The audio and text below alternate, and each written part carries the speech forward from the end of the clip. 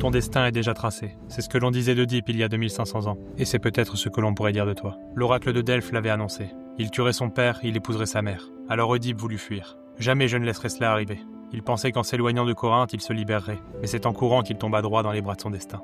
À un carrefour, une dispute éclata. Oedipe tue un vieil homme dans un accès de rage. Cet homme, c'était Laïos, son véritable père. Plus tard, il arriva à Thèbes. La ville était terrorisée par le Sphinx et son énigme mortelle. Quel être marche à 4 pattes le matin, 2 à midi et 3 le soir?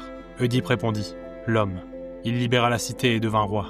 Et dans son triomphe, il épousa la reine Jocaste, sans savoir quelle était sa mère. Quand la vérité éclata, l'horreur le submergea.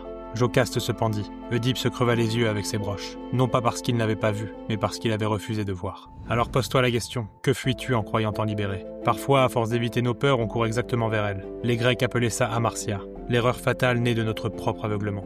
Aujourd'hui, chacun de nous est un peu Oedipe. On détourne les yeux de nos blessures, on croit échapper à nos ombres. Mais c'est cette fuite qui finit par nous enchaîner. Alors est-ce que ton destin est une malédiction ou une vérité qu'il est temps d'affronter les yeux ouverts? À toi de choisir.